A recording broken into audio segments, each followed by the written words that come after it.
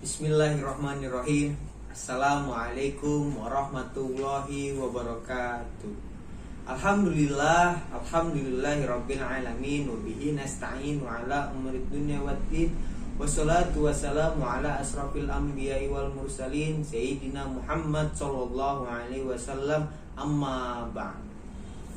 Yang pertama dan yang harus kita utamakan, mari kita panjatkan puja puji syukur kita atas kehadiran Allah Subhanahu wa taala yang mana telah memberikan kita nikmat iman, nikmat Islam, nikmat jasmani dan rohani. Shalawat serta salam mari kita curahkan atas baginda Muhammad sallallahu alaihi wasallam. Penonton yang berbahagia adalah termasuk suatu keajaiban jikalau kita manusia biasa tidak pernah berbuat dosa selama hidup ini. Karena selaku manusia biasa takkan pernah lepas dari fitrahnya, yaitu tempat salah dan lupa. Baik kesalahan itu dikarenakan sengaja atau memang karena lupa. Jika kesalahan itu betul-betul kita kerjakan karena lupa, maka Allah pasti sudah mengetahui dan mengampuni. Akan tetapi jika kesalahan itu kita kerjakan dalam keadaan sadar atau sengaja, maka satu-satunya jalan menuju ampunan Allah ialah dengan istighfar. Dan ternyata istighfar itu bukan hanya sekedar untuk menghapus dosa-dosa, melainkan juga untuk mendapatkan keutamaan-keutamaan lain. Misalnya seperti yang akan disampaikan pada tema kultum ini.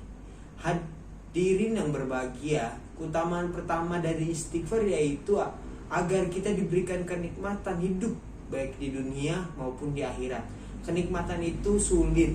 Kenapa kok bisa sulit? Karena nikmat itu bukan kaya, bukan jaya, bukan mewah, bukan mahal. Salah satu contoh, ada orang kaya, ia sukses di perusahaannya dan banyak sahamnya. Ia memiliki rumah, kendaraan mewah, ia makan di restoran kelas internasional.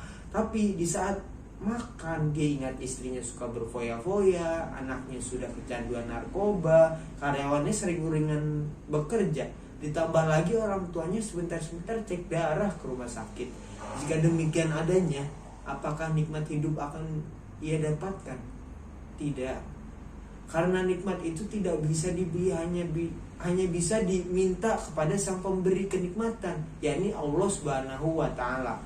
Allah Subhanahu wa taala berfirman yang artinya, dan hendaklah kamu meminta ampun kepada Tuhanmu dan bertaubat kepadanya.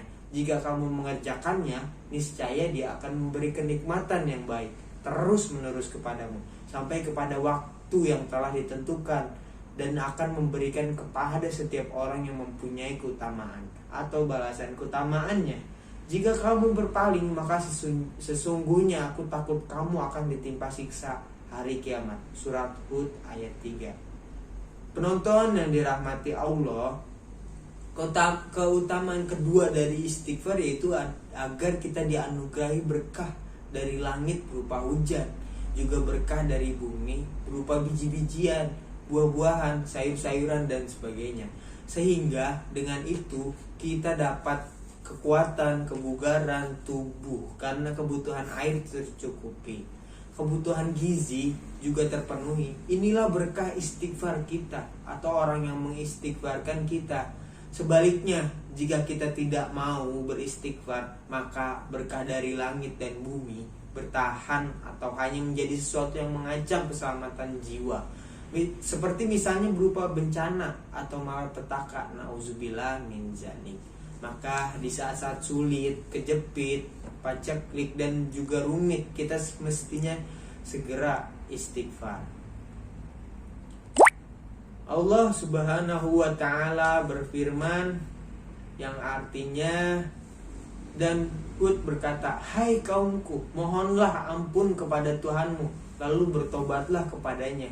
Niscaya Dia menurunkan hujan yang deras atasmu, dan Dia akan menambahkan kekuatan kepada kekuatanmu. Dan janganlah kamu berpaling dengan berbuat dosa." Surat Hud ayat 52. Penonton rahimakumullah, keutamaan ketiga dari istighfar yaitu agar kita mendapatkan solusi dari setiap kesulitan, juga mendapatkan rizki tanpa diduga-duga. Kesulitan itu bisa bermacam-macam. Misalnya sulit cari kerja, sulit dapat jodoh, sulit akur dengan tetangga, sulit memahami ilmu, sulit melaksanakan ibadah, atau bahkan sulit bayar hutang. Solusinya juga istighfar. Istighfar dan istighfar semakin banyak semakin bagus, semakin sering semakin afdol.